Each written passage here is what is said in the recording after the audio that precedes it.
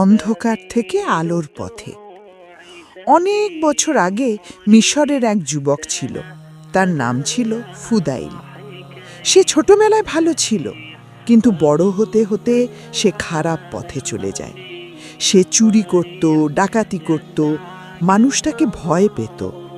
রাতে সে রাস্তা আটকে লোকজনের জিনিস ছিনিয়ে নিত। মানুষ বলতো, ও লোকটার থেকে দূরে থাকো। এক রাতে ফুদাইল একটা বাড়িতে চুরি করার জন্য দেয়ালে উঠেছিল। ঠিক তখন পাশের ঘর থেকে কেউ কুরআন তিলাওয়াত করছিল।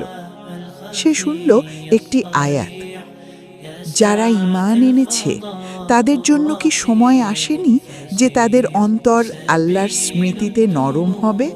এই কথাটা শুনে ফুদাইলের হৃদয় যেন কেঁপে উঠল। সে ভাবল, আমি কি করছি? আমার জীবন কি এভাবেই শেষ হবে? সেই দিনের রাতেই সে দেয়াল থেকে নেমে এলো, আকাশের দিকে তাকিয়ে কাঁদতে কাঁদতে বলল, হে আল্লাহ, আমি অনেক পাপ করেছি। আপনি যদি আমাকে ক্ষমা করেন, আমি আমার জীবন বদলে ফেলব। সেদিনের পর থেকে ফুদাইল পুরোপুরি বদলে গেল। সে চুরি ডাকাতি ছেড়ে দিল, নামাজ শুরু করল, কুরআন শিখল। ধীরে ধীরে সে এত বড় আলেম হয়ে গেল যে মানুষ দূর দূর থেকে তার কাছে ইসলামের শিক্ষা নিতে আসত।